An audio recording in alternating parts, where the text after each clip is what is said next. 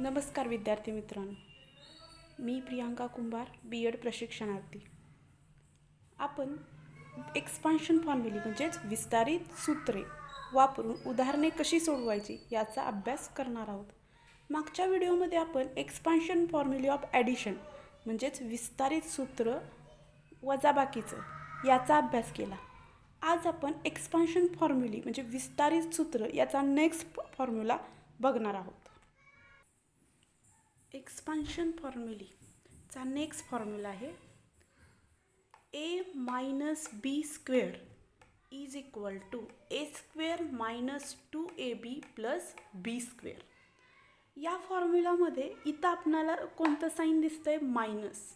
म्हणजे हा आपला एक्सपान्शन फॉर्म्युली ऑफ सबट्रॅक्शन म्हणजेच विस्तारित सूत्र वजाबाकीचं. आलं लक्षात? आता हा फॉर्म्युला कसा आला हे आता आपण थोडक्यात पाहू. ए मायनस बी स्क्वेअर तुम्हाला माहिती आहे कोणत्याही संख्येचा स्क्वेअर म्हणजेच त्या संख्येचा 2 वेळा गुणाकार. म्हणजे ए मायनस बी स्क्वेअर म्हणजे ए मायनस बीचा 2 वेळा गुणाकार. म्हणजे इथं आपण काय आलं? ए minus b into a minus b. A minus बीचा ए मायनस बी या ब्रॅकेटनं ए मायनस बी या ब्रॅकेटला मल्टिप्लाय करायचं. आता आपण मल्टिप्लिकेशन करू. आपली नेक्स्ट स्टेप बघा. ए इंटू ए मायनस बी म्हणजे a multiply by a minus b. Minus चिन्ह आहे तसं द्यायचं. B into a minus b. आता आपण या एनं आतमध्ये मल्टिप्लाय करायचं आणि बीनं आतमध्ये मल्टिप्लाय करायचं. मग आपली नेक्स्ट स्टेप कशी येते ते पाहू. ए मल्टिप्लाय बाय ए म्हणजे काय येणार? A square minus a multiply by b म्हणजे काय येणार? A into b. त्याचप्रमाणे आपण बीनी आतमध्ये मल्टिप्लाय करून घेऊ. Minus b a minus b square. आता इथं चिन्ह बघा. Minus b into minus b मल्टिप्लिकेशनमध्ये मायनस मायनसचा काय होतं? ॲडिशन होते. म्हणजे काय येणार? Minus b into minus b plus b square. मग इथं आपण प्लस बी स्क्वेअर. आलं लक्षात? आता minus A B minus b ए म्हणजे मायनस मायनस काय होतं? ॲडिशन होती. म्हणजे इथं A B A B plus A B म्हणजे minus A B minus A B म्हणजे काय येणार? Minus 2ab. ए square minus 2ab plus b square. अशा प्रकारे आपण एक्सपान्शन फॉर्म्युली ऑफ सबट्रॅक्शन म्हणजेच वजाबाकीचं विस्तारित सूत्र प्रूफ केलं. म्हणजे आपला फॉर्म्युला कसा वाचणार आपण? A minus b square is equal to a square minus 2ab plus b square. हा फॉर्म्युला कसा आला ते आपण पाहिलं. आता हा फॉर्म्युला वापरून आपण उदाहरणे पाहूया. आपलं उदाहरण आहे एक्स मायनस 2y स्क्वेअर. या एक्झाम्पलमध्ये मायनस चिन्ह आहे म्हणजे आपण हा फॉर्म्युला यूज करणार expansion formula of subtraction. Right. आता आपण जसा एक्सपान्शन फॉर्म्युला ऑफ ॲडिशनची उदाहरणे सोडवताना जी प्रोसेस केली तशाच प्रकारची प्रोसेस इथं करायची. आता ह्या एक्सला आपण ए आणि या 2yला आपण बी सपोज करू. म्हणजे कसं येणार? आलं लक्षात? आता ह्या फॉर्म्युलाप्रमाणे हे एक्झाम्पल आपण मांडून घेऊ. आता कसं येणार? ए स्क्वेअर म्हणजे इथं ए काय आहे? एक्स म्हणजे काय येणार? X square. आलं का? X square. आता काय आहे? मायनस 2ab म्हणजे काय येणार? मायनस इथं चिन्ह येणार मायनस 2a म्हणजे इंटू काय येणार? एक्स. बी काय आहे? 2y. म्हणजे आपली पुढची प्रोसेस काय येणार? मायनस 2 ए काय आपला एक्स म्हणजे इथं काय येणार? एक्स आणि वाय काय आहे 2y, म्हणजे इथं काय येणार 2y. आलं लक्षात? 2y. आता लास्ट काय आहे प्लस बी स्क्वेअर. बी काय आहे 2y, म्हणजे 2y². आपली कशी स्टेप आली, आलं का लक्षात? x² minus 2x 2y plus 2y². आता आपण पुढची स्टेप करूया. हे सॉल्व करून घ्यायचं. कसं? x² म्हणजे x² येणार minus 2x 2 into x into 2y, म्हणजे 2 2 किती येणार 4xy प्लस 2y² म्हणजे 2चा स्क्वेअर किती येणार 4y². नेक्स्ट स्टेप लिहून घेऊ आपण. ही आपली नेक्स्ट स्टेप. आलं लक्षात? अशा प्रकारे आपण हे एक्झाम्पल सॉल्व केलं. आता मी तुम्हाला एक एक्झाम्पल सॉल्व करायला देते, ते तुम्ही सॉल्व करायचं.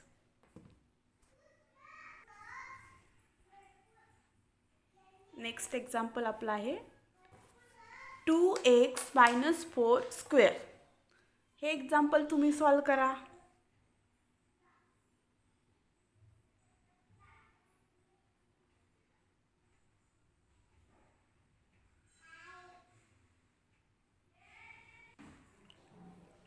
या एक्झाम्पलमध्ये 2x मायनस 4 मायनस चिन्ह आहे, म्हणजे एक्सपान्शन फॉर्म्युले ऑफ सबट्रॅक्शन यूज होणार, राईट. मग तुम्ही 2xला a आणि 4ला b सपोज करून हे एक्झाम्पल सॉल्व करायचं.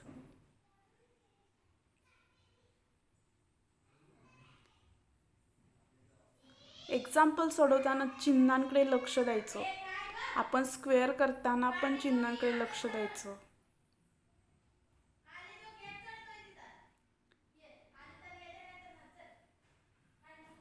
स्टेप बाय स्टेप एक्झाम्पल केलं की चुकत नाही, त्यामुळे व्यवस्थित मांडणी करायची. आता आपण सॉल्व करू. तुम्ही पण सॉल्व केलं असेल. आता बघू. आता मगासारखं 2xला a आणि 4ला b. आलं लक्षात? आता आपण फॉर्म्युलाप्रमाणे नेक्स्ट स्टेप सॉल्व करू. काय येणार बघा, 2x म्हणजे a² म्हणजे 2xचा square, right, minus 2ab minus 2a. a काय आहे 2x, b काय आहे 4, म्हणजे मायनस 2a म्हणजे 2x इंटू b म्हणजे 4. आलं लक्षात? प्लस b² म्हणजे प्लस 4². इतकं सोपं आहे. आलं लक्षात? आता नेक्स्ट स्टेप 2x² म्हणजे इथं काय करतो आपण, तुम्हाला इथं एक रूल सांगते मी. जेव्हा a b² असं विचारतील तेव्हा त्याचं काय होतं, aचा स्क्वेअर bचा स्क्वेअर, म्हणजे ह्या दोन्हीचा वेगळा स्क्वेअर होतो. त्याचप्रमाणे इथं 2x ब्रॅकेटचा स्क्वेअर म्हणजे 2चा स्क्वेअर xचा स्क्वेअर. आलं लक्षात? ओके. इथं काय येणार 2चा स्क्वेअर 4 xचा स्क्वेअर x² मायनस चिन्ह आहे तसं द्यायचं. आता काय येणार 2 इंटू 2x इंटू 4 म्हणजे 2 इंटू 2 येणार किती येणार 4. 2 2 जा 4, 4 4 जा 16 म्हणजे आन्सर किती येणार 16. आणि हा x आहे तसा, ते व्हेरिएबल आहे त्याचं. प्लस 4चा स्क्वेअर किती येतो 16. आलं लक्षात? आलं का सर्वांचं बरोबर एक्झाम्पल? ओके. आता आपण एक्सपान्शन फॉर्म्युला सबट्रॅक्शनचं अजून एक टाईपचं एक्झाम्पल पाहूया.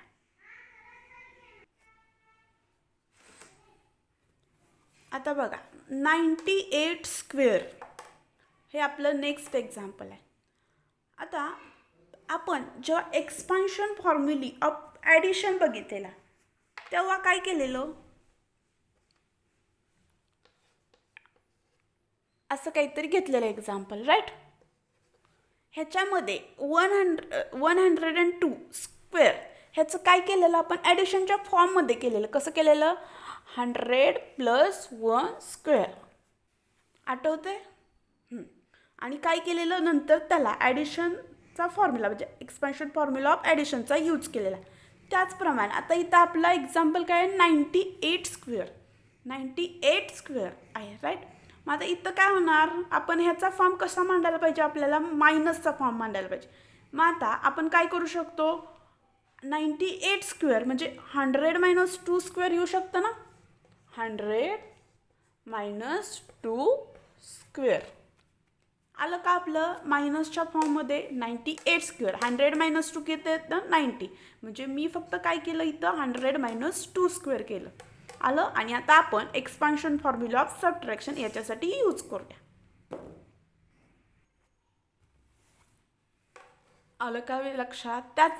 त्याचप्रमाणे सोडवायचं. 100ला सपोज काय करायचं A, 2ला B आणि आपल्या फॉर्म्युलामध्ये पुट करायच्या. मग काय येणार A स्क्वेअर म्हणजे काय येणार 100 स्क्वेअर मायनस 2AB म्हणजे 2 × AB 100 × 2 प्लस B स्क्वेअर म्हणजे B काय तर 2B स्क्वेअर.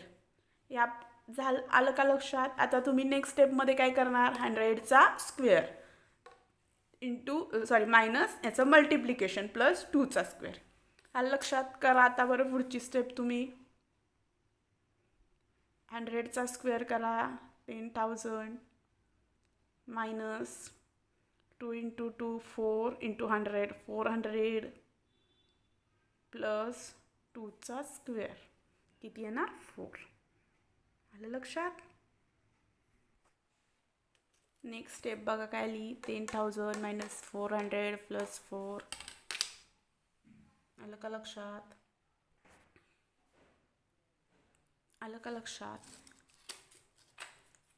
हे एक्झाम्पल या स्टेपपर्यंत ठेवलं तरी चालतं आणि ही स्टेप सॉल्व केली तरी चालतं. मग ते काय येते 9,604 आन्सर येते. आलं का लक्षात. ठीक आहे.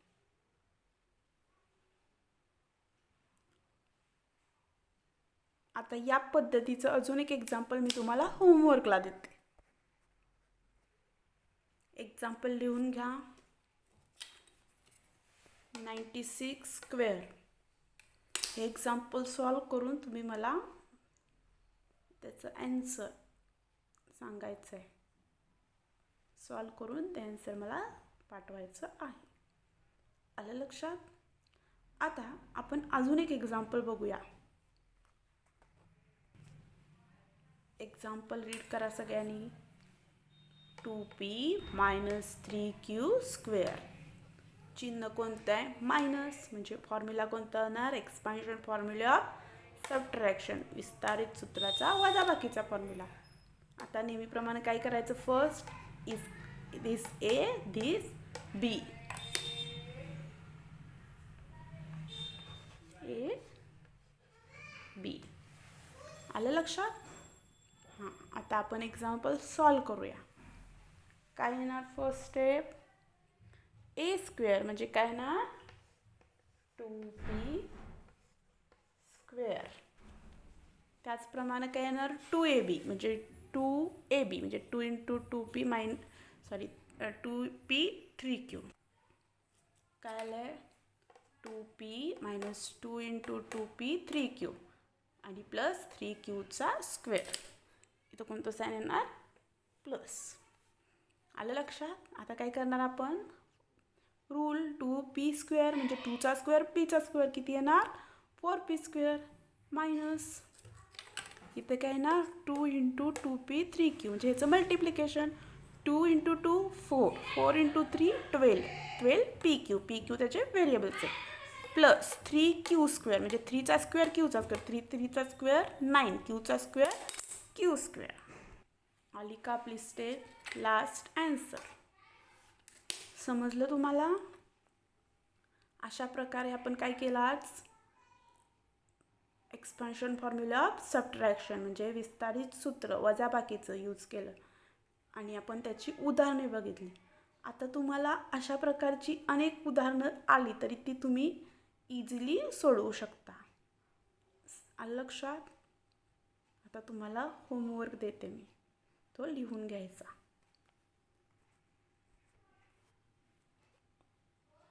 होमवर्कलाही 2 एक्झाम्पल करा. पहिलं एक्झाम्पल काय आहे, 7m-4 स्क्वेअर.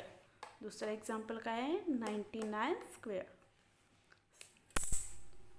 अशा प्रकारे आज आपण एक्सपान्शन फॉर्म्युला ऑफ सबट्रॅक्शन पाहिला आणि त्याची एक्झाम्पल कशी सोडवायची ते बघितलं. आलं लक्षात? थँक्स.